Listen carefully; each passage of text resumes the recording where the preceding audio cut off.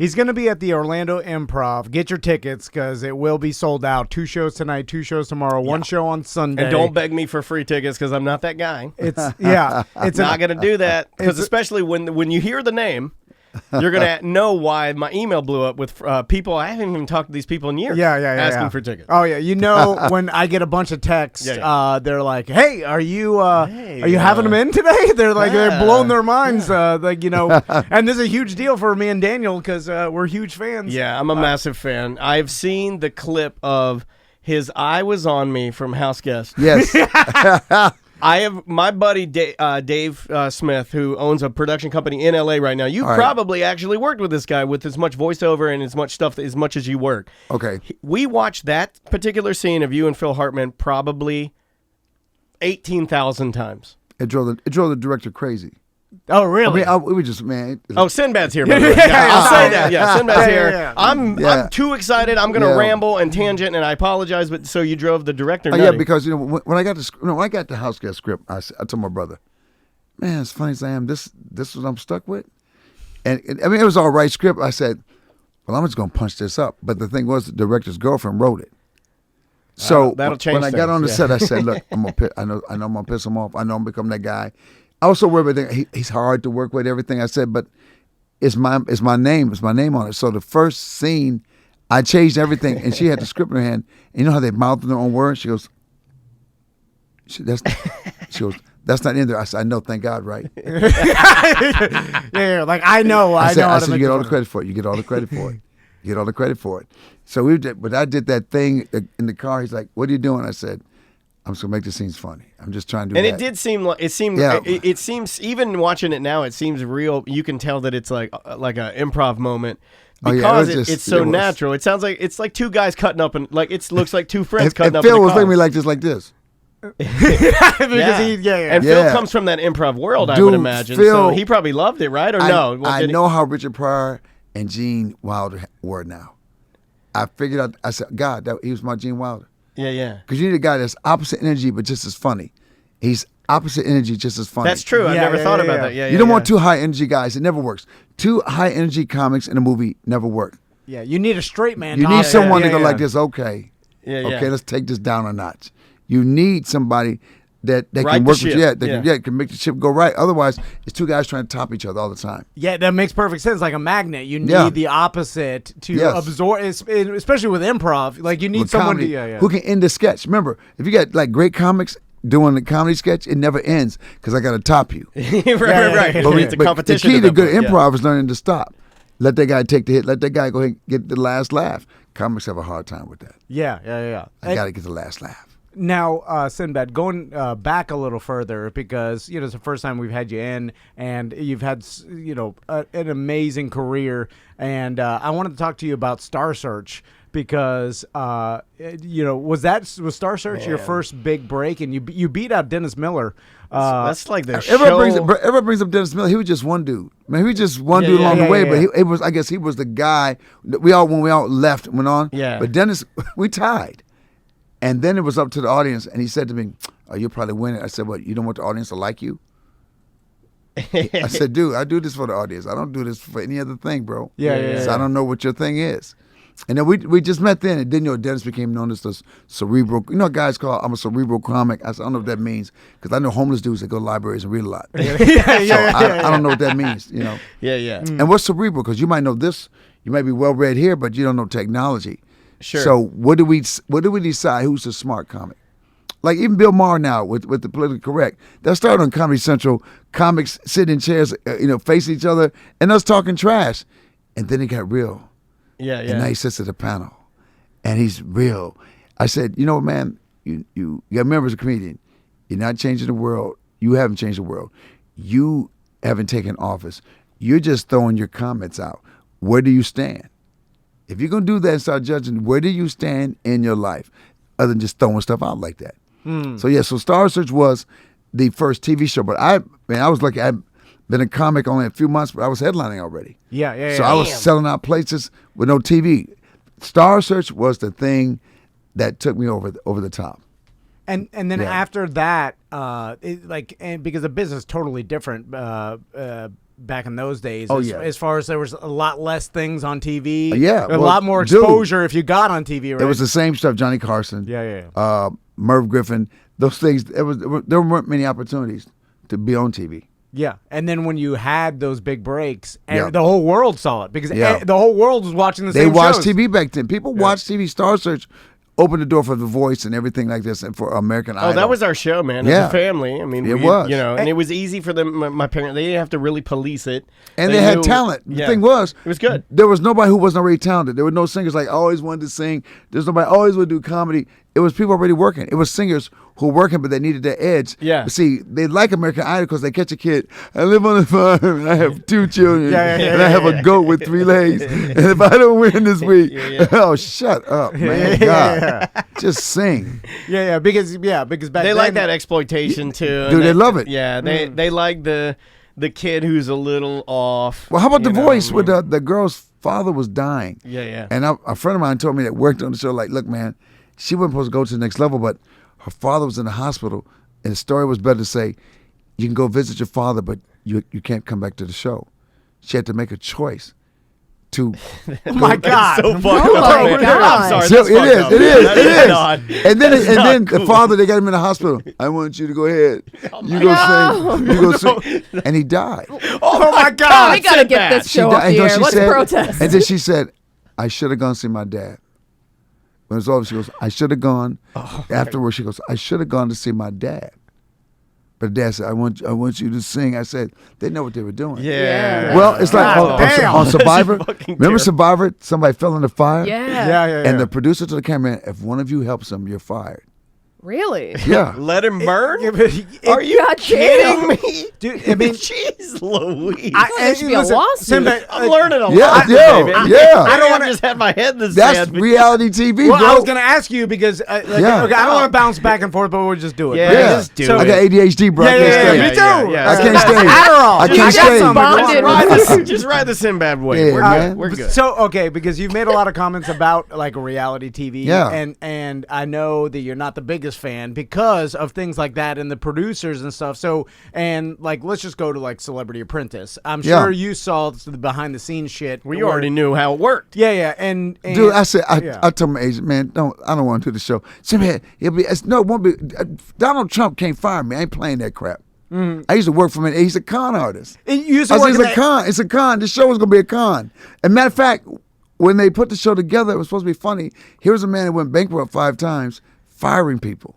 Right. So they couldn't use his real office because his stuff looked janky. It was like, old. Yeah. It's an older man. Yeah. It's like my pop-up in his office. He's got a Trinkets. He got a Billy Bass. Trump's gaudy. Man, he thinks like the fish, goldfish, when you're trying to turn the sink, it's the swan neck. You're like, oh man, ain't nobody doing this crap. Yeah, you got a dusty golden fish. Yeah, over his yeah, desk and man. some crazy shit. And you used to do comedy in the Trump casinos in the 80s. Yeah, so back in the you 80s. used to know. Yeah, this wasn't you've a had new it- thing. No, I wasn't new. So when you did Celebrity Apprentice, you went into it. First of all, I heard you in interviews talk about like, well, it was for charity. So that was. But no, that's that's the bull crap part of it. Yeah, it is for charity. That's how they get people to come on the show. It's really to destroy celebrities. It's whatever work you done. What they say, what B or C celebrities? No such thing. You have your time. There's no B, C celebrity. You had your time. Nobody stays on top forever. So don't ever look at yourself like you're less because you're not what you were before. You're still here doing your thing. Yeah, of course. So yeah. I look at it. What they did was to see you fight. I don't think he has friends. No. He'll start fights. He wanted. He couldn't wait for celebrities to fight, and he gets to be in charge, just like he's doing as a president. He loves being in charge of the circus. He's a ringmaster. So he basically is like, all right, I'll get these celebrities that are fighting each other, Yeah. and then I'll be. He eggs them on. God damn, I know someone who's a great conductor who. Yeah. Scary. Yeah, man. Think about Start it. putting That those show, pieces together, Tom. everyone falls apart on that show. You always get people to fall apart. These are celebrities falling apart. I don't want to see cats I love fall apart on that show. Yeah.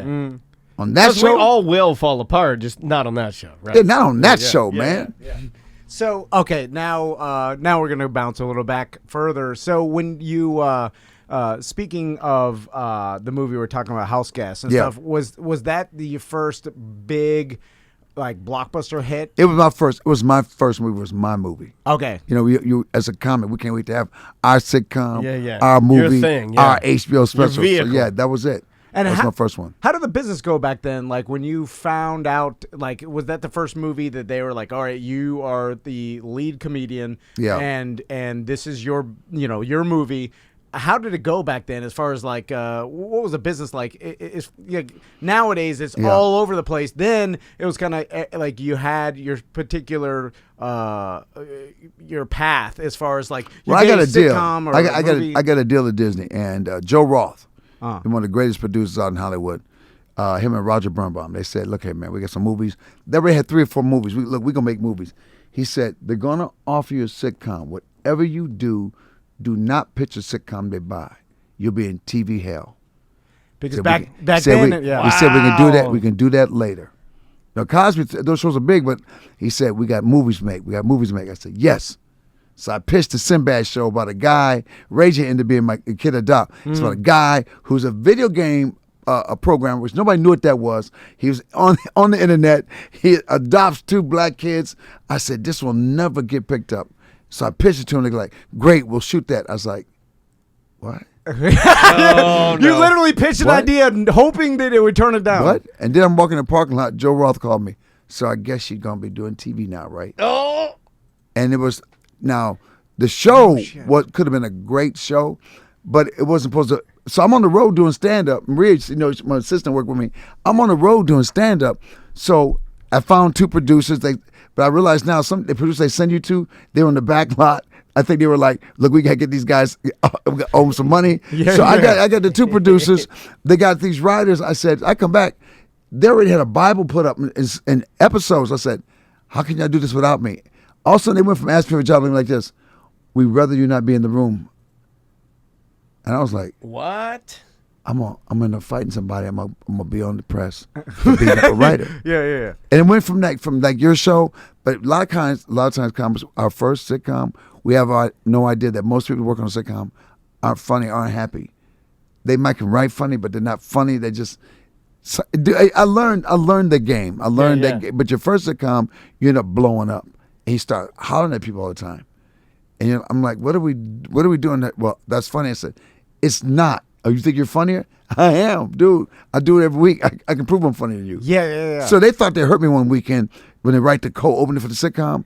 They just wrote down Sinbad Talks. It's the day of the taping. Debbie Allen's directing. I'm like this. "Oh, I've been waiting for this day for 3 weeks. Yeah. Thank you. So Yeah. boom, we hit it, and Debbie Allen goes, "Keep doing that." So it became a fight, it became a fight and a Between you and the struggle. writers? Right, the writers were told not to talk to me. Jesus. They were told Christ. not to talk to me. We don't need Sinbad's input. So the 2 producers, I'm like, this dude, nobody wanted y'all. Nobody wanted you. I gave y'all a shot. Nobody wanted you. Yeah. That's why I realized now it's so important who you bring in to work with you. I thought everybody was good. Everybody's when they give you this song and dance, "Oh, I love you. I want to work with you." No, that's bull. So and so back then too, times were a little bit different, where like you were kind of at the mercy of the giant production companies and stuff. Like there was no Yep. way to release your content. The There was internet didn't exist. there was no place to go with content. So you couldn't. Yeah. You were basically had to work with. There's no this pivot. system. There is, but there's no like easy internet pivot to like. there I'll was just do my nothing. own There was thing. no other way to go shoot something. So if your sitcom failed, you're like, wow, because you get that shot and they go, well, TV's not for him, and then you're laying there. Yeah, which isn't true. Yeah, this Yeah. one I made my mistake though. I was a writer. I was talented. I should have just kept. I did it that way. So I did comedy. I should have done what Tyler Perry's doing. I should have just kept doing it because my goal was to get a house, buy a house, have a bunch of writers hang out with me, then buy an apartment complex, and we just write. I said I was going to be the go-to place for movies and ideas. I was Right. going to be that. Your own little studio. Got married, had a kid. Phew, okay, they can't live in this house. It modified. But now that I'm 63, my kids, I'm about to become a grandfather. Congratulations. My daughter got engaged. I'm like this. Why not do it now? I can't cry over spilled milk. Yeah. I said, I'm going to do it now. I'm going to be that old guy that kicks Hollywood in the butt Yeah. And now with the new stuff, with the new technology and what we can do, like say podcasting, shooting videos, put them up, you can't stop me putting stuff up. But it's not about stopping you like this. They're almost like this. Let them do the work. They don't know what works. Remember, all those old smart people are gone. You got people scared if they lose a job. So why don't you go ahead and pre-test it for them? I'll put up something that already people following looking at. I was listening to this kid from Nickelodeon talk. He said, I have 8 million followers. He said, when I announce something, I have more people at my web, at my podcast, than a network TV show has. Yes. I said, he's a bigger influencer than TV. Oh yeah. Yeah. I mean, said, that's the The thing whole now. world has changed, man. But now, we as older people, how do we get into, because remember, when you're older doing it, there's a certain different way. I can't do dumbness. I tell them, look, y'all do dumbness, that's cool, that's all right with you. Or you think it's smart, but it's not. I mean, you got some influencers that know nothing about what they're influencing, and people follow them. Thank you, you saved my life. She's a child psychiatrist, but she's just a kid that has ADHD. And she told people, I have ADHD. Oh, God, you're so brave. You're so brave to say ADHD. And I didn't wear makeup today. Oh, my God, you're so brave. You're so brave because you didn't wear makeup today. Oh, God, you're so brave. You're so brave living your truth. Look, hey, I'm not going to the gym and I'm heavy. You're so brave. You're so brave. Just brave. I said, no, maybe I'll take your fat butt to the gym because sometimes we should be ashamed. Sometimes it's okay for you to shame me. I need my friends who are like, hey, is something wrong with your thyroid? Or are you just not going to the gym?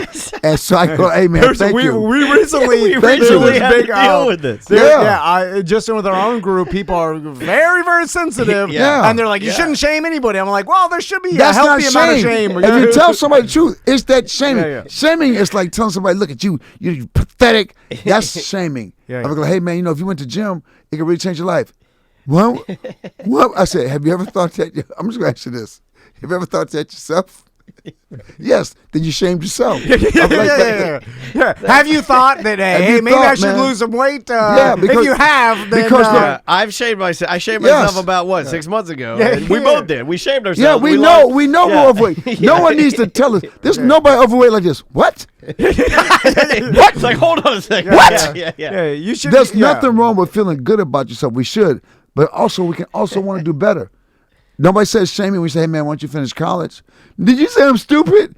No, I'm saying you got one more year left. I'm just saying finish it. It's only when we talk about weight.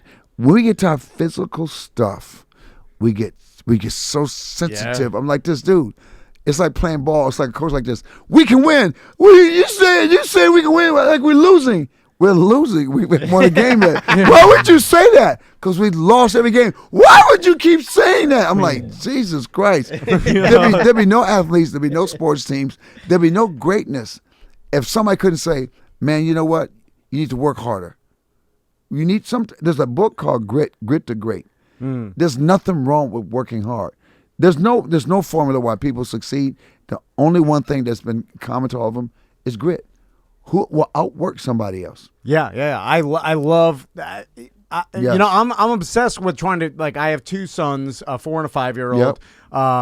Daniel's got a 4-year-old, I a daughter. But I'm obsessed with trying to figure out how to instill grit into them in this world chat room that I just created. said, buy them that book. Yeah. And read it to them every night. No, buy the book, download it. I don't want to read it, Dad. Download it. Yeah, Well, exactly. with your kids, Well, Audible Paul account. can't read. He can't read. Yeah, we all know that. But Sinbad, with your kids, like, how did you think about, like, how do I instill grit? Because you've got grit, you've got a work ethic, you've always had that, and you know, throughout the years, you're like, hey, I'll just work harder than everybody, and it showed that works. too. I mean, like, when you're doing, like, I said something this morning when we were just hanging out in here and waiting to start the interview. I was like, you're talking about a person that actually did a one-on-one commercial for the biggest restaurant chain in the world.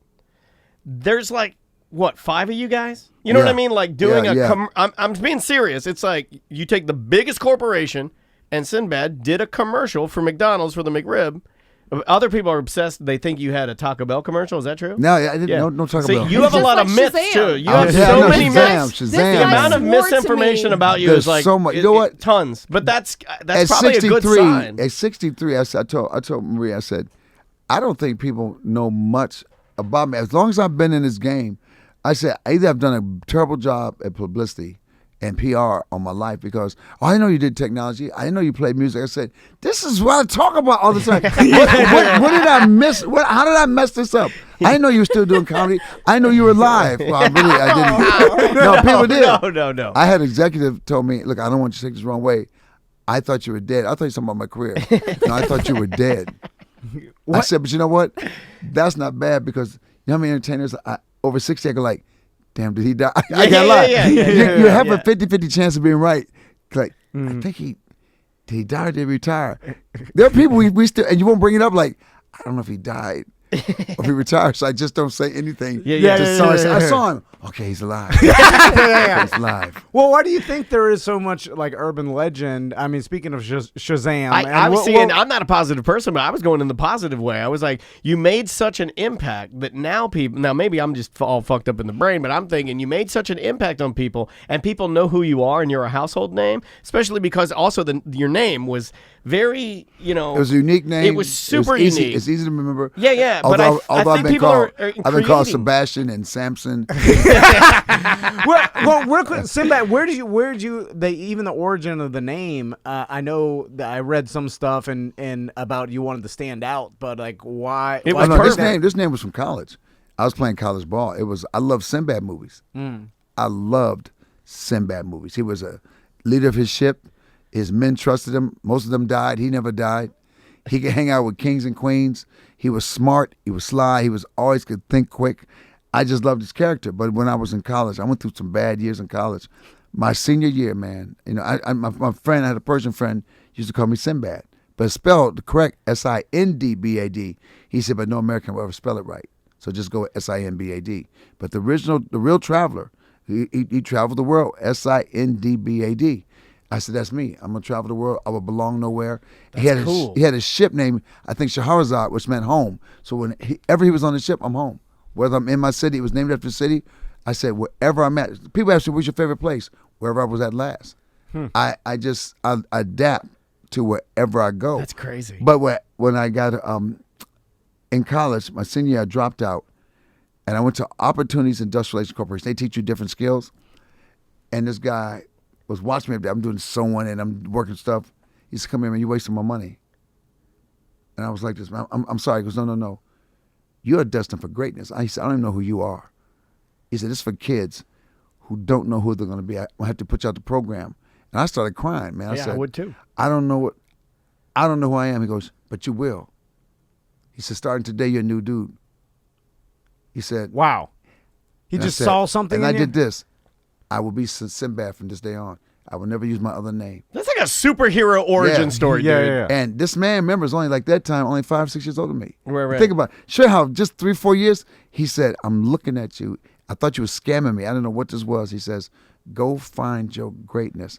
What were you doing wrong, or what would you do? No, I did everything right. I did everything. He said, try this. I was doing everything. We would talk, have conversations. He goes, this is not for you. Yeah, you're better than that. He said, you came from college to here. A lot of these kids come from broken homes or whatever. He goes, I said, dude, my dad used to run this program back in my home. I don't know where else to go. I said, I'm lost. And he said, man, he said, go find yourself. He said, what? You'll find it. He said, you are great. Now, I walked out. I'm waiting for the bus. I said, I'm Sinbad. I said, I never use another name after that. I said, I'm Sinbad. I said, I'm an adventurer. I'm great. I'm a hero. I said, cool. I don't know what it is. I was broke as hell, but I was, you know how you have a moment where there's nothing that changed financially, but everything changed mentally. I used to read all these positive thinking books. Yeah. And I said, this is that moment where everything I ever read about, anything about being great, power, magic, believing, I said, it starts now. I left so happy. And I go home, I get out, I catch a bus, I get home back to Michigan. I said, I don't know what I'm going to do. So I stayed in the basement for 2 weeks. I was angry. I didn't know what to be. My dad came to the basement, so I thought we were going to go at it. He said, look, man, let's blame your past life on everybody else. If you fell from this moment forward, it's your fault. I didn't want the responsibility speech. I was like, what? He said, that coach, your college coach, they win if you stop now. He said, you want them to win? He said, if you want to be great, forget what you are today, see what you want to be. He said, other people will see this, but you see this dude. By the time they see you, train move too fast, you're gone. So I'm upstairs, I'm eating cereal, I see a helicopter. I said, I'm joining the Air Force. and I'm gonna learn how to fly helicopters, and I'm gonna get out the Air Force. A pro team's gonna pick me up. My dad said, "There you go with that." You can't just do the thing. You can't just. I said, "Well, let me deal with this one, Dad." He said, "If you just join the Air Force, maybe that, but they gonna get you gonna play pro basketball." I said, "And then I'm gonna open the service, 24-hour flying, no questions asked. I'm gonna fly drug dealers, everybody." And he's like, I should have said nothing to you. He's like, it did more harm than good. But no, he did good. I joined the Air Force, got kicked out the Air Force. And why'd you get kicked out of the Air Force? Oh, I impersonated officers going AWOL. All right. Growing a beard when you should. Everything you can do wrong. Everything you do wrong, you can do. I did wrong. Well, yeah, when you got in, did you realize you're like, oh shit, this this isn't for me? I didn't know it. I thought a pro team was gonna get me out. So I go to all Air Force basketball camp. I swear, I think it was God. He took my hamstrings from me. I could jump out the gym. The second day there, I couldn't touch the rim, and I was sitting down. What? And you've always played, right? Yeah, I said, not play. I was playing leading up to it. Yeah. I played in an All-Star, so I got picked. I couldn't touch the rim. And everybody said, all right, I knew that guy can jump out the gym. I said, all right, God, this is funny. So I guess this ain't for me. You're going to just embarrass me in front of everybody? That's crazy. So when they sent me back to the base, I said, I can't be in the Air Force.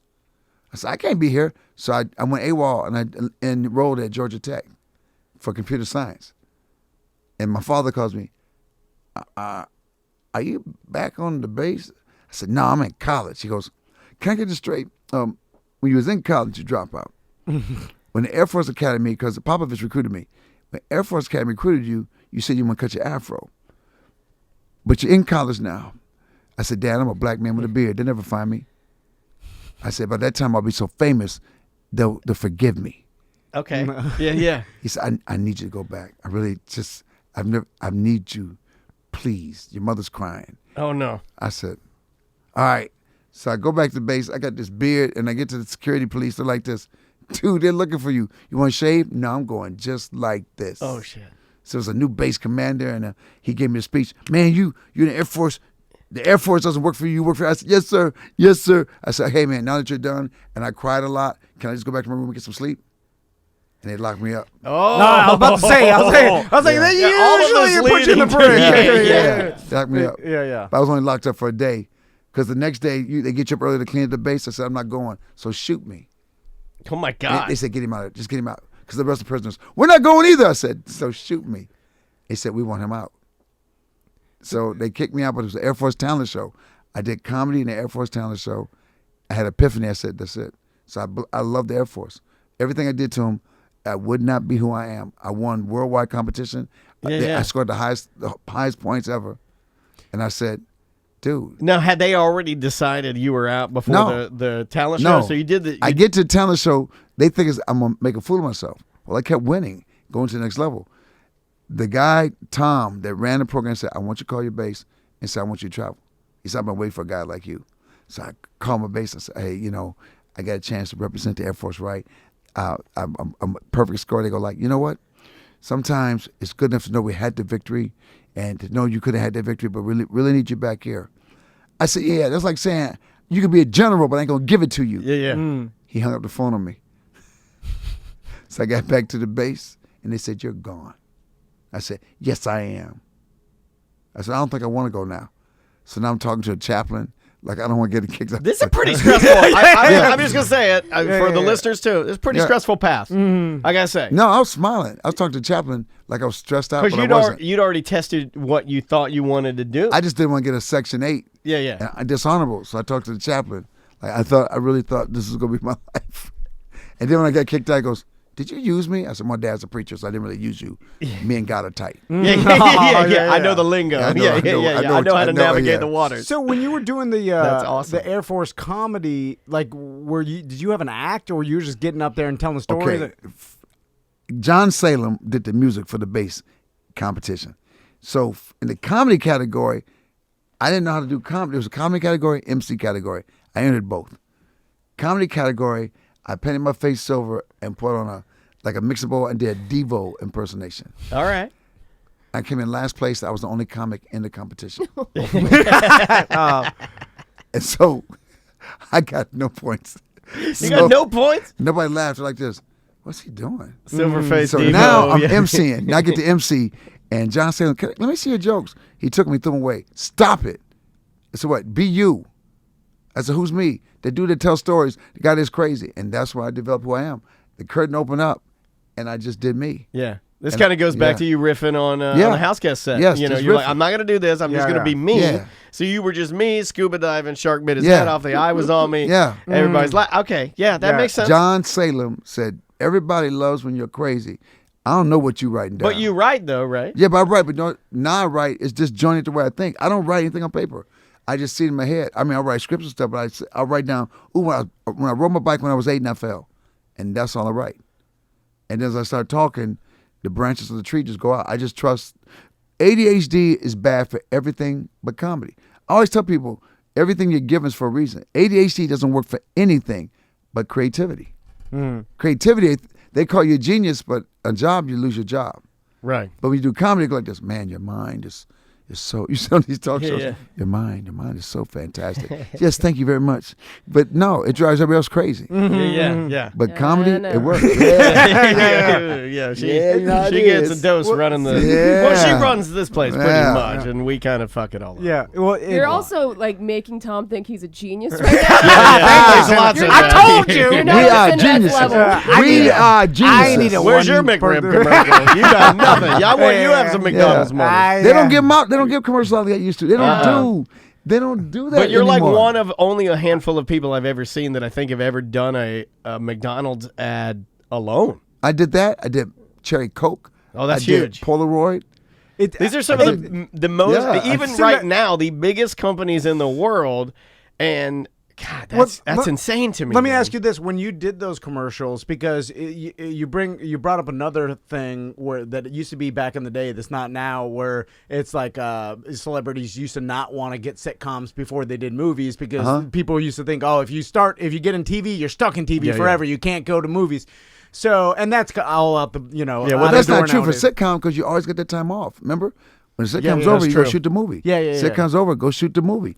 It's almost perfect. Stand up, sitcom movies. So, but with commercials, there used to be a thing where like big celebrities didn't want to do commercials because they viewed it as like the selling out or whatever. But they did them overseas. Yes, yeah. They all did them Japan. overseas, so it's a lot. Yeah, They got paid more money. I would go overseas. I said, you got a Foster Grant commercial? Yeah. They would do them overseas, so it's bull crap.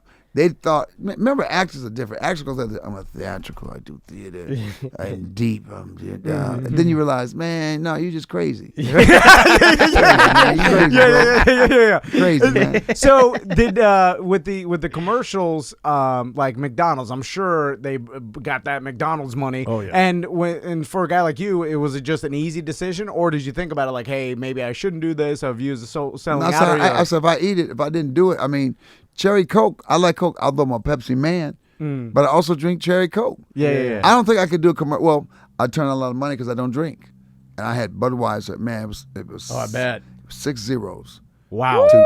To do a tour. And I said, I can't do this. I said, why is it always with the black comic with the alcohol? Why can't I do something? What can I do with something else? I said, why is it this one, man? I said, and then they said, I said, I don't drink. I said, well, maybe you could do a commercial. Hey, if I did drink, I would drink Budweiser and drive responsibly. I'm like this. Someone tell people, look, I don't drink, but damn it, are you alcoholics? Yeah. It was a hard one, but I told my dad, I said, he said, when it's real, it'll be hard. Yeah. When it's real, when it's something you believe, it'll never be easy. Because I was trying to figure a way, like, man, how can I get around? Don't drink. Yeah. I'm sure that shows a anybody lot would. of integrity too. Because Man, I would be like, oh, well, fuck that. I'll just, I'm a Budweiser I'll get man. that You know money. what? Yeah. I ended up recommending another comic, and he got it. Ooh. And he said, "Man, you saved me, man." I said, "Goop, I'm just glad you got it." Was I it couldn't do it? Was it a comic we know? Yeah, you would know him, but I'm not gonna say his name. okay. Yeah, Yeah. you would know him. You bring up a good point Yeah. there too. They went through a phase in the God, I don't know if that would have been the 80s, Yep. 90s, where you would see predominantly, and they did it with music artists, black music artists, rappers, Chicken. where it was all Always chicken, It was, Denny's. it was always Yeah, dancing. like malt liquor, booze, and Yeah, shit. man. It's Like- always dancing too. Denny's. Dude, I'm waiting for Denny's. Can you commercial, black but- this up a little I bit, wouldn't please? do it. He Like- said that. Like he said, that's He insane. said, could you give me more? Give me some of that street. So it's Give Denny's. me some of that street. Was it like a little nerdy white Denny's. guy? Because those are all God. the producers. Yeah. And the Jesus black guy looked at me like this. I'm so sorry. I'm so sorry. I need to keep this job. I'm so sorry. Could you just dance? Please, for all of us, right? Save all of us by just doing the street stuff. I got an apron. I'm going for the Denny's commercial because I'm going. I got the hat, the chef hat, and the other around. All of us. All these brothers, we all sitting around. I said, we look stupid as hell.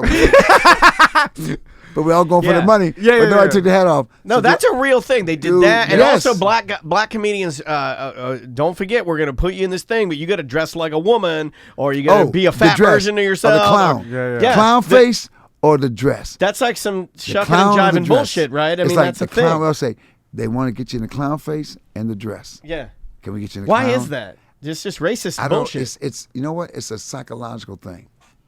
It's a psychological thing. It's like a power thing, right? Oh, Denny's, man. But I went in. I go in. I'm reading like, hey, man, Denny's is having a breakfast sale. Okay, Sinbad, could you street it up? Denny's is having a breakfast sale. So now I ain't getting this because now my attitude is kicked in. Yeah. Give me the street. I said, what street do you want me to do? What street? Maple Street? What street do you want? Mm-hmm. They said, huh? You said street it up. What street do you know?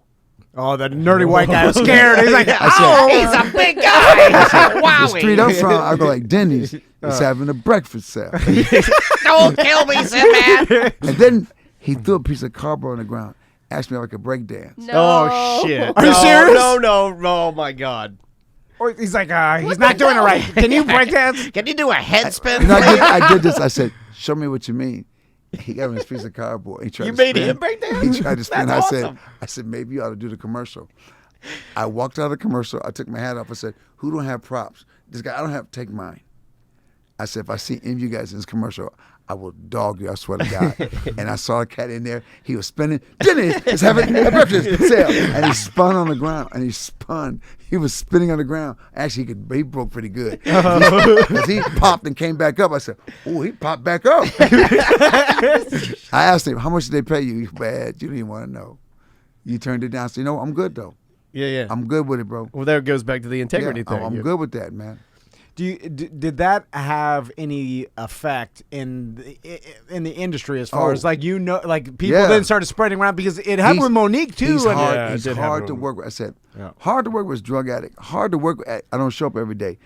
If hard to work with, it's because I know what's funny. Can I try? When I say, can I try this? Yeah. Oh, I said, but You also don't drink. That's they like don't call. 60% of the problem eliminated from most people. You know right? it is. And then they go like, I said, Robin Williams is not called hard to work with. You'll call him a genius. You call him eclectic. When I do it, I'm hard to work with. They said, one guy said, are you comparing yourself to Robin Williams? I said, damn straight I am. I said, that's my competition. That's my boy. Yeah. I said, yes. I said, ask Robin Williams about me. That's my guy. Then what? I said, me and Robin, see, they didn't realize I came from that generation. I looked up to Jonathan Winters. I looked up to Bill Cosby. I looked up to Red Fox. I looked up to Alan King. I saw all this greatness. But who am I supposed to limit myself to? Huh? Who am I supposed to just one person? Yeah. Or they always ask me, Sinbad, what do you think about these comics? Always about a black comic. What do you think about it? So ask me about some white boys. I got questions, ideas about them. Yeah. They go like, what? Ask me about some white comics, some dirty white comics. What I think about them. Oh, I can have an opinion on them? Thank you for coming in. Oh, really? There it goes. Wow. Sinbad. I would walk out. My brother was my manager at the time. Man, one time, I know, I shouldn't have said nothing. I just want one time not to say nothing. But he kept talking. The guy kept talking. And he just made it so easy for me to mess with him. Yeah. And then a guy. Plus, you're a seasoned comedian. He's guy's gonna get chopped Ali up. Knight got me in real. Ali Knight had me coming to read for something, but it was something they didn't think I could do. He was like a serial killer or something. And I'll never forget. She goes, "I'm gonna keep you in the hallway because I know you can kill this." So man, I was ready. She goes, "I have one more person." I walk in.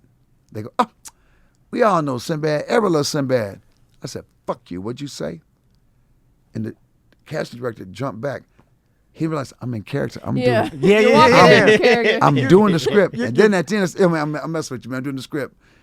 I said, "Oh God, I scared you too much." I shit myself. That should get you the role. He goes like this. Legitimately scared. And he said to me, "You weren't playing. I saw the knock you." I said, "I'm playing with you, man. I'm just playing with you." And the people said, "That was really, but that You scared them. Well, no, he couldn't be wrong because I got him. He couldn't say, "Oh God, that was good." He couldn't just say, "Oh man, you got me." Yeah. It was more like because I made him jump. Oh, so then it was like a dick out competition. And Yeah. it was like, Yeah, oh, it's a he's dick mad out. about it. I made him jump. I came at him. He almost jumped out the chair. I said, "Now, you thought I was just a comedian. You said everybody loves me. Were you scared of me?" He goes, I said, "Oh, you still? Oh man, look, dude, I was just showing you I could do it, man." Yeah, Yeah, proving a point. Yeah. I I mean, man. He said, "That's not acting." I said, "Oh, I'm really crazy." Yeah. I don't. Then he goes, Yeah. You detach your ego enough to say, and well, they you can't get be the part. wrong. They can't be wrong. They know everything. They know everything. Yeah. how frustrating was it for you during those times? And I've heard other celebrities talk about just like there was this time where there was groups of people in different studios and everything. They made all decisions. They weren't comedians, and they were like usually old white people that were telling you. Yeah, and old white people done a lot of bad. And professionals what was funny, and it was so frustrating to people. Like, what do you know? Like, you're not a comedian. You've never done this. Like, you've never even been on you're stage. an executive. You've never put yourself out there. You've never bared your soul. They sit there and look at you. No, it's funny. This is funny. Chelsea Handler has a documentary on Netflix about privilege. Yeah. She goes, what she say? "Hello, welcome, privilege." I'm like this. So you got white Chelsea Handler interviewing black people about white privilege. I said, dude, that's already white privilege. You're showing what white privilege is by the fact Netflix gave you Chelsea Handler. Right. Yeah. This I didn't whole think of it like documentary that. on privilege where you're talking to black people, but you're trying to show, I know now. We know too. We know. We already knew. You're not telling us anything we don't know. Right. I just find this hilarious. It's almost like Saturday Night Live sketch. Yeah. Well, a white person like this, being black is really hard, ain't so bad. What? Am I being punked? I've done my studying. I've done my studying, Sinbad. And I understand being black. I'm like, what? Are you serious? But for me, it wasn't even just about being black. Because I remember, even black directors didn't hire me. Because that whole thing, because I was a clean comic. And I didn't start clean. When I cleaned it up, my dad's a preacher, came to one of my shows. And it was a woman. My dad wouldn't care, but a woman said, "Oh, God, I cleaned it up that night because everybody had been so dirty. I just cleaned it up that night." I said, "But I'm going to keep my attitude. I'm going to keep my grit." She said, "Could you just keep it clean so I can come watch your shows?" And I was like, oh, this could be the kiss of death. See, everybody keeps thinking, "Oh, because you're clean, everybody loved you." I said, dude, everybody loves Richard Pryor. Everybody loves Cosby and Pryor. It was just funny. It doesn't matter. Funny. It's funny. George funny. Carlin. I love George Carlin. Yeah. I don't call it clean or dirty. I call, are you funny? Mm-hmm. So in Hollywood, with this on the road, people swore I was cussing. I think he cussed. Yeah. When I got to Hollywood, Well, you never made a big deal about it. When I got to Hollywood, they said, "This is you when you're a black comic. What box is he in? Is he good comic? Is he good Negro? Is he he militant?" So they said, "Oh, he's clean. So squeaky clean, all American." I said, "Whoa! Have you hung with me? Yeah. I'm the most militant cat I know." Yeah. But then I would have meetings with him like this. He's nothing like I thought he was. He's nothing like. I don't know now. Oh, they were frustrated. Yes. That's interesting because That is interesting. you're right. The perception of Sinbad, at least coming from me as a fan, with growing up watching your movies and stuff, is like, oh, Sinbad is the clean comic, the lovable character. I hate when they said the lovable guy, like Tom Hanks. Yeah. Tom Hanks once said, "I hate that bullshit." That was Tom Hanks' words. I hate that bullshit. Everybody looks at Tom Hanks like, oh, Tom Hanks is America's stepdad. Yeah, he hates. You know what? You don't dislike. I'm glad you like me, but don't like me for that reason. Don't put me like other his. I like you better than other comics. Don't do that. Don't do that. Don't make me the exception to the rule. Don't make me the nice guy because I'll fight you in the right thing. I believe in love. But I also believe in a peaceful warrior. I'm not going to say dumb stuff to me. I'm not going to say dumb stuff to other people. But what they thought was militant was like saying, "Hey man, can I try it this way?" Yeah. But they took it's hard to be with. I'd be in a meeting and they would pitch these ideas. I said, "Yeah, those are good. I have some of my own." And the room would get quiet. I said, "Oh, I'm sorry." Because I said I have some of my own now I'm hard to work with. But every other person I'm watching like Whitney Cummings, all these people get the exec producers, they get their credit for their shows. But if you ask for that, maybe after a year or so, I said, what is the difference? I couldn't figure out what is the difference. But now, like I said, we just pitched a show couple of days ago for a network. So we'll see how about getting back on TV. I think this. You were awesome in Rel. Man, it's funny. That first episode, was it Loose Boots? Yes. I laughed my fucking ass. I thought that shit. I even came around quoting these guys. We were supposed to have Rel on the show. Yeah. And then something happened. He never made it in, scheduling.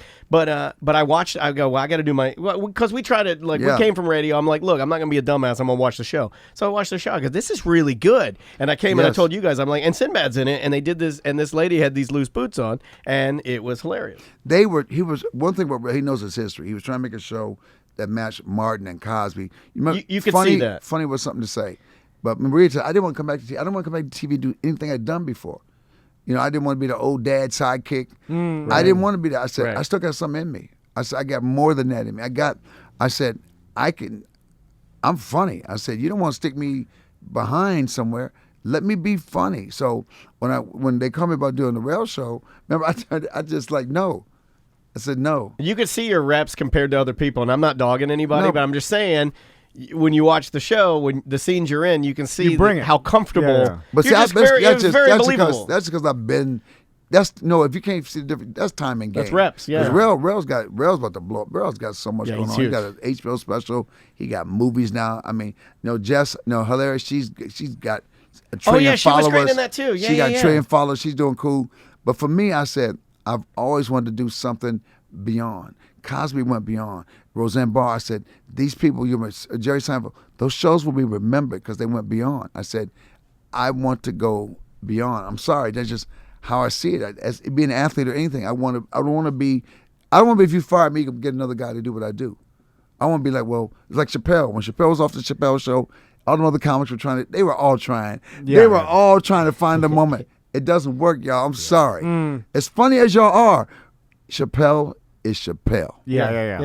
They tried to copy that show in so many different ways. Everybody didn't work. Everybody can't do it. It just didn't. Is it weird to you to think about the amount of stuff though that you've already accomplished? Because I brought pictures from home. It's gonna be weird. My wife, she asked me every morning. She's like, "Who's the comedian this week?" And I said, "We have Sinbad on." She squeals, flies out of bed, runs all the way down to my mom has a little room she stays at when she goes to the doctor. And my wife has all the pictures in there. The 2000 Nickelodeon Kid Choice Awards, and I'll put these pictures up. That's Frankie Muniz from Malcolm in the Middle. Yeah. And then she said you were really busy, and she was looking for it, but there's you. Oh my God! That's you from Is that my daughter right next to me? Could be. Yeah. That might be my daughter next to me. Yeah. At the 2000 Nickelodeon Kid Choice Awards, I'll put those up. And then she threw this one in. Here's the dad from Seventh Heaven, who apparently is a pedophile. I said, why the fuck did you give me this picture, Andrea? Is it funny how he did not catch anything? That's my wife standing with him, by the way. Who knows what's happening there? That's what I said. Where's his hands? No, she's too old. She's too old for him. But there you are. You don't really look much different, man. I gotta say. Yeah. You look very, very similar. But she wanted me to say that she has a picture of you somewhere, and that you were extremely nice. Wow, man. But maybe I think that matters though. Tom has a theory about comedians that come in here and how there's your two rules.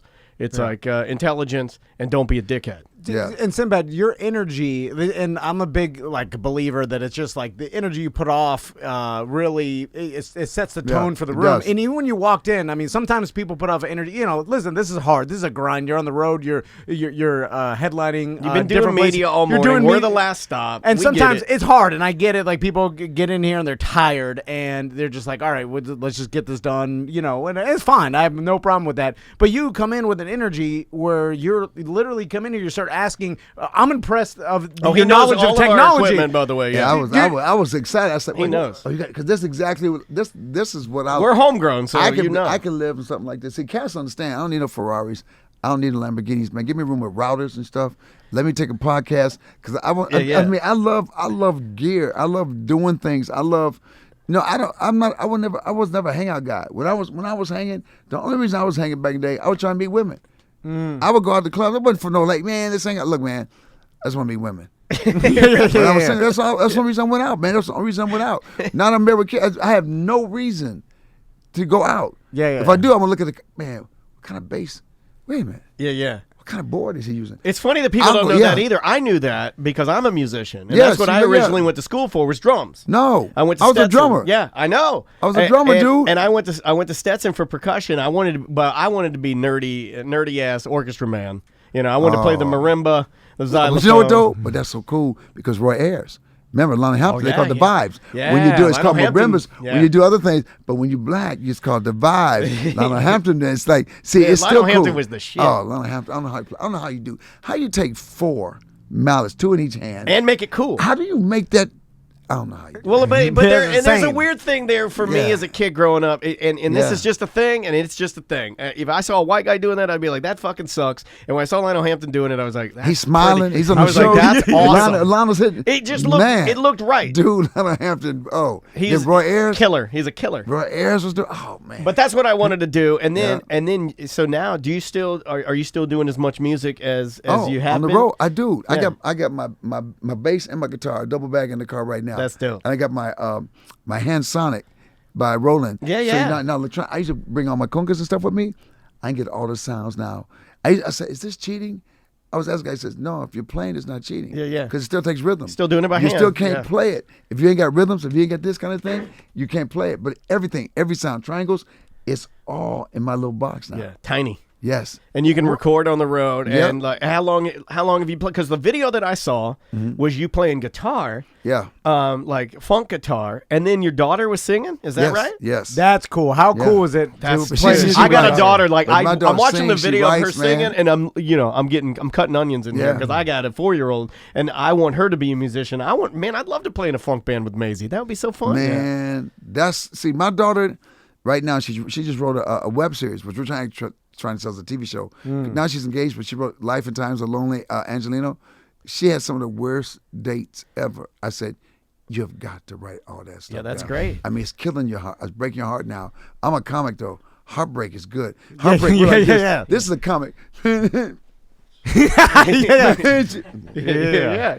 Okay. The best comedy is in We used to get a lot of stick when we did radio, and we did it I did 25 or 20 years, and you did like 15 before we did, and we've done this for 10. That's how we're old. But you and I used to get a lot of stick for like really appreciating when the show would fall apart. There's a certain level of humor that it hits where we would start everything's laughing, going wrong, and the host and everybody we worked for would be so mad, just mad, and you and I would be crying because everything's going wrong. You know, like it'd be like if you came in and they called you Samson, and then they spilled water on your head, and then your microphone got unplugged, and then you storm out, and I'm loving it. There's nothing funnier to me than that. So yeah, I would love to see her web series, man. That'd be awesome. Yeah, man, she has some stuff. So now, and she writes and she does everything. I said, but you know what? She came right at that age, right when she hit at 21, when the record business changed. I said, you got to throw everything you knew about the record labels and getting deals. You have to think like these kids. I know it's hard. That's how I think, but we still have the old school. I don't have to throw out everything I knew. I can outwork them because all they know is this. I said, we know the other thing, so we can combine them. It's not about having 8 million followers. It's about just having enough followers that I can get on TV. Yeah. I don't care if I got a follower. Yeah. I mean, I'll talk to people no matter what. I don't need 8 million followers. I need to be on a TV show and a movie. That way my people can watch me here. They don't have to follow me. They can watch me here. They can watch what I do best. Instead of going like this, hey, what's up? This is Sinbad, man. And today's Thursday. Whoa! Walking outside Orlando. Kind of crazy, huh? I mean, I'm not... Oh, I am. There it is. It's falling apart. It's falling apart. I broke it. Spill the water on but his we're head. back. But we're back. And we're back. Well, we're back. You brought up something super interesting to me because I never thought about it this way, but you're right. But wait a minute. You know what? When it came out, I was like, how well could you hear me? Because that was like right here. How bad is it? no, it's fine. It's fine. You can barely. It's a squeeze. In here. Do we even need a microphone? Did you overspend? We just need one. We might learn something here. I bought these through an accident. I bought these off of a very infamous radio host who almost killed his wife. Really? Yeah.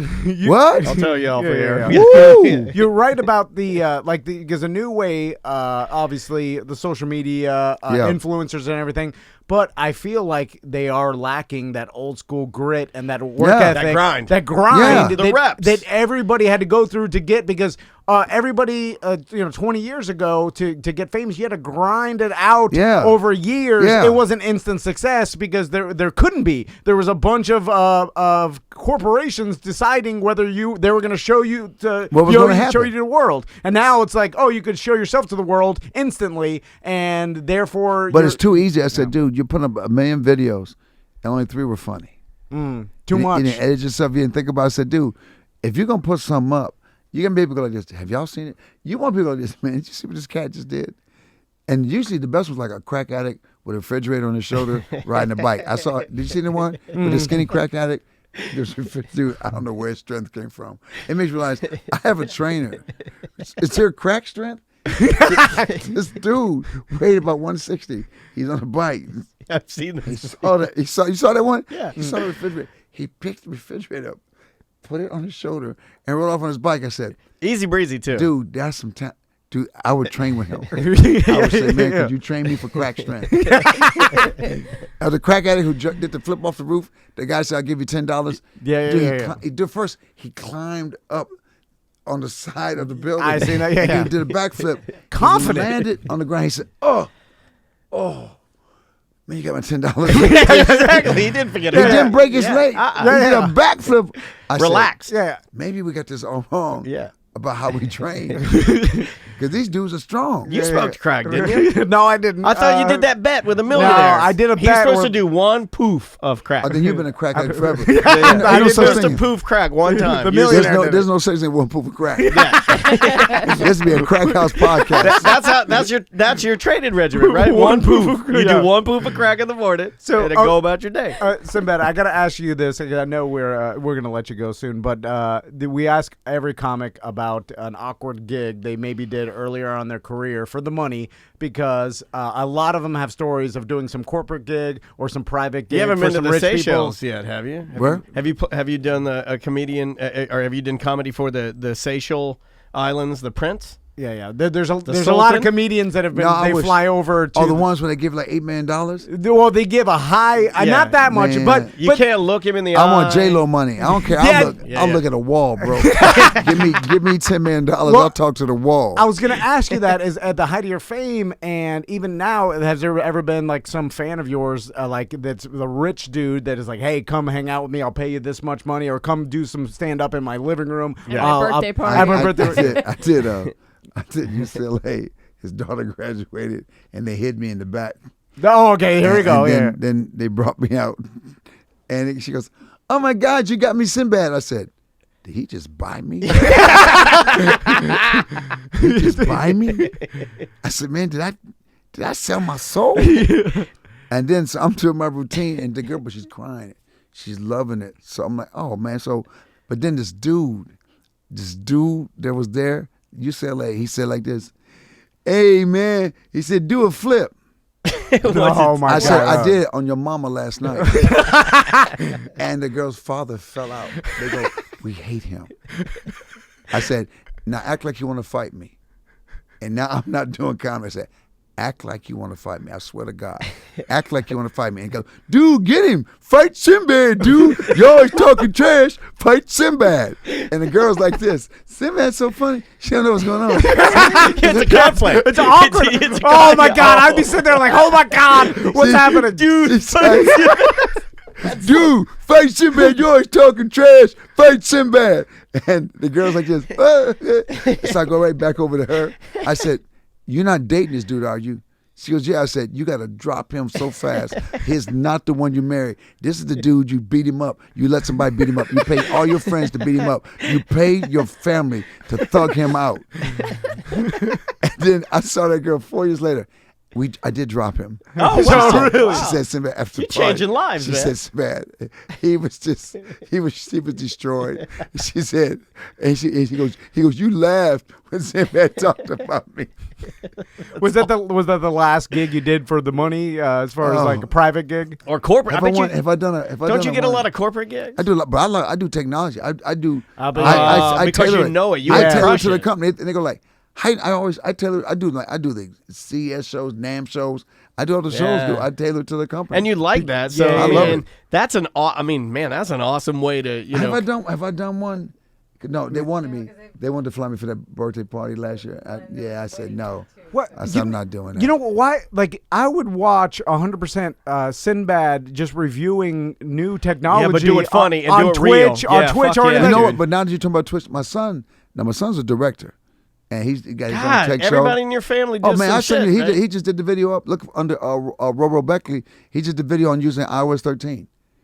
He did all the new stuff on iOS 13. I'll send it to you guys. Man, I he's would a watch beast. that too. I would Yeah. watch a tech show hosted by you because I don't want it to be bland. And my son's funny. We do stuff together now. That's what our Blurred Nation's about. Yeah. You know, so we are. We just. It's a Blurred Empire because it's a Blurred Nation. I always get mixed up because there was another black one that's Blurred Nation, and I'm Blurred Empire. I have to remember Empire Strikes Back. Blurred Empire. Pens. It doesn't work. I try mnemonics at Empire.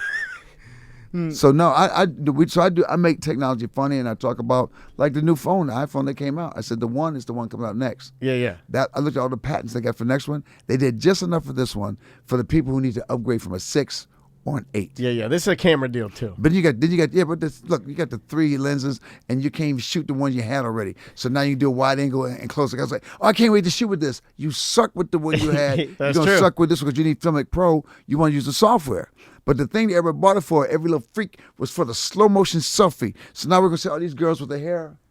Yeah, he's not wrong. So slow motion selfie is the worst thing that ever happened. You're not wrong It's the about worst that. thing that happened. That's man. I like you were always able to keep up with technology. Yeah. Like it's That been keeps a you hobby young of though yours. too, man. Dude, I from the know. time I was a kid, you take a TV set, you took the inner tubes to Sears to test the tubes to see which tube was messed up. And my dad would say, make sure you mark the tubes. I said, I don't need that. And I would look at the tubes, and I would go to Sears, I come back. He said, if you don't get my TV on in the next 15 minutes. I told you to write down. I said, I think I memorized it. And I was trying to put all the tubes back in the right places. And he said, so I learned that schematics are very important. So he would take me. Radio Shack was in Benton Harbor, Michigan, where I'm from. So I would go to Radio Shack. I love Radio Shack. Not Radio Shack. The other one, Heathkit. Oh, I'm not familiar with that. Heathkit had all the little things circuit boards and everything you put together. So I would just stand inside the store. The guy goes, just take one. I had no money. I would just stand there. He goes, just take one. And I would put something. He said, just show me what you did when you come back. That's what I tell people. If you're broke, I don't hear broke people tell me, man, I don't know what to do. I'm broke. So I don't hear that. Everybody's been broke. I said, dude, if you got game, it's never about the money. Ever about the money. Ever. Goes back to the grit and to the Man, I hard got work. to ride It on a does. corporate jet. I got to ride on a corporate jet when I started in comedy. I just went to a private jet field. Came in, and I'll never just, I had my nicest stuff on. And I'm sitting there with my suitcase. They said, you have your tel number. I don't know what that meant then. They don't think they sent, Susie didn't send it to me. She didn't send it to me. I don't, because back then you just had pagers. You know, I was like, I just don't have a job. Oh, God. I had my little briefcase. Well, so where you going? So I'm going here. One guy came up, well, I'm going that way. Oh, if I can ride with you guys, it'd be great. So we're on a plane and asked, what do you do for a living? I'm just talking gibberish. Oh, manufacturing. We're going through that, and you're in China. Trying to find out. So you literally just went there and Hitched a ride, yeah. and hitched a ride on a private Where I jet. need to go. Talk this way in a No, jet? That's yeah, dope. because the game. About halfway through, this white cat sat next to me. You are so full of shit. Oh, really? He said, I need your name. He wrote my name down. He said, you're going to be very successful or you're going to go to jail. One or the other. Yeah, you're gonna be a millionaire, or you'll be if in you go to jail. jail, I'll still know because you won't go to jail normal. It'll be a big thing. Yeah, it's gonna be a mess. I read Catch Me If You Can when I was 10 years old. Remember, he was on Johnny Carson's show. He was yeah. 9 years. I was watching this dude. I said, him. I'm gonna be him. It wasn't comedy. I said, I'm gonna be a con artist. Dude, in college, I was a con. I would go to the Brown Hotel, the most expensive hotel in Denver, and I wore the valet. I had a valet outfit. Oh shit! And I said, I'm gonna get a Porsche tonight. And my friends were like, I said, I get a Porsche. Y'all be around the block. I'm gonna get us a Porsche. I said, I'm gonna get it from an asshole. I'm not gonna take good cars from good people. And all the brothers were Sinbad, parking, asshole car I would give thief. them all the tips, so they never told on me. I said, any tips I get, I give to y'all. So, dude, I'm standing That's there. brilliant. And I was parking people's cars, and the guy was like this. He threw me the keys. Kid, if you work one day, man, you can have that car. So I got it now. He laughed. I said, ah! And I gave him a finger, and I took him out the parking lot. No shit. Yeah. That's awesome. And what'd you do with it? Oh, we went to party. We bring it back. I didn't think it was stealing because I'll bring him back. You're borrowing, yeah. Yeah, so one night, I'm there doing the fake valet thing, and the other brothers look at me like this. It was a sting. They was trying to find who's taking the cars. Oh, really? And other brothers parking because I took care of them this way. Always have catch. They did this. So I got the car and I just parked it. You set the precedent of I'm an actual valet. The guy was watching me. He knew I was the one. And then I took the boot that's on the car. Yeah, yeah. It was called the Denver boot. It started in Denver. You cannot take that boot off a car. I didn't know that. Boot, you cannot. No one has ever gotten that boot off a car. So Wow. my friends were having boot on the car, and they said, man, I'd pay money if I could get that off. So I went to the University of Denver, all these little rich kids. So I said, well, they get it off at the police station. So I went down to the police station, so I was doing a report on the Denver boot and how it's working. And he showed me how it's like a little key. I swiped it. No shit. So I went back to the college campus. I put a poster up. Got a boot on your car, call this payphone. Yes, So I would stand by that payphone certain hours, and I would answer the payphone. I said, just leave the money in the envelope at the front desk, and the boot will be off in the morning. No shit. Dude, that's a fucking the hustler. best. That's the best So- I've heard. Yeah, But yeah. You then win. I dropped the boot, but I would do it free for brothers. And this white kid said to me, yeah, man, you be helping the brothers out. And I should have known, don't do the next boot. You know, something ain't right. I got a call on the phone, $300, take the boot off. Man, it's so cold in Denver that the air, has no sound. And I'm walking on the snow, like, crunch, crunch. Dude, it was just a weird day. Yeah. I dropped the boot hits the ground. It's a black detective. He said, we've been trying to figure out who's taking the boot off the cars. We couldn't figure out how they was getting this boot off. You got the key? He says, give me the damn key. He says, go before they get here. Just go. Wow. He says, do you know if you had taken them, that's a felony? If you had picked up any of those, that's a felony. He said, what do you do? I said, I play basketball here. He said, I'll see you next week. And he came to the game. Really? He sat me down. He said, who are you, man? He said, I told him how I got it. I was just I said, dude, I want to be a con artist. He said, you're going to go to jail. I said, yep, I'll be famous when I go to jail. I said, I won't be a regular con artist. I'll be the one that corporate people hate it. The guys I got the money from will hate me, but I got them. Yeah. Man, I printed checks. I learned how to, I took it straight out the book. You back in the day, you could start an account. You open a new account. They give you deposit, blank checks to deposit, but just your account number. I would take the deposit checks, that little place where you go to write, and I put mine in. So when people deposit checks, it went to my account. It accumulated $10,000. I never touched it. Never I'm going picked to it do up. that today. Wow. Can't do it now because technology. I got to figure something out. I can This is say- ins- I- this I is can say- inspiring. Well, You're I- inspiring. I- the- This is I- awesome. He was a now, grifter. Now, Yeah, okay, yeah, now, yeah. I didn't want to say this because I don't want to blow up your spot, but you're touching on. You're not Sinbad. We're all playing a dangerous game here because Sinbad is touching on probably your most favorite subject, I love it. which is scamming and fucking the My man. favorite- Like, he loves. Oh, Yeah. dude. You I love it. fucking the man. Dude, I Bigger should the waste- corporation, Yeah. the more Know I want why? to fuck them. They're the guys who have See, the I most told money you. and the most conceited are the easiest to scam. You just play to the ego. Yeah. What was your biggest con that you got away with? Oh, getting that test drive on a private jet because he thought I was a Saudi prince. I had the hair, I had the headdress, I had the beard. You did And I come walked on, in, man. and my dark skinned friend did all the interpretation for me. And he goes, the prince would like to look at the Learjet. I said, and he said, Well, so you just went to a private airport yeah, and then in Wichita, Kansas, Lear. And I just sat and there. you're dressed like a Saudi I prince. was sitting there, had my beads in my hand. I don't know. That's pretty convincing, just like and that. then you just whispered They bought us dinner, and they took us up on the Learjet. because they thought you were interested in buying Yes. it. Yeah. So I you told just them I want two. I needed two, one for my wife. and then you got a free fly. Took us or around, whatever. they took us around, and when we landed, we were all leaving. They said, "What do you think?" I said, "Very nice flight." And I took the stuff off, And I started running because you got to let them know you got them. That's awesome. Yeah, because if you just left it, like, you win. That's the best. That's what you get for kissing my ass. that is awesome. Yeah. Yeah. That is unbelievable. Man. Hell, these stories could be a TV show. Yeah. What about Yo. that? Yeah. Oh, best. Yeah. No, I want And call it Sinbad, the amazing voyage. I want to do a show. Yeah. Because this is some. I mean, it's you actually. I feel like you actually became what you like. The traveling. We were going to do a book. I was going to do a book called The adventures. Voices of Sinbad. How I got here. I would love to read that, Dude, man. I can't. You know what I do to get rides? I would go to a bus station. I had to get to the next place, and I know how homeless people and how people work. I would find the eyes, the kind of eyes on a bus driver. I said, "Hey man, I'm trying to get to Kansas City.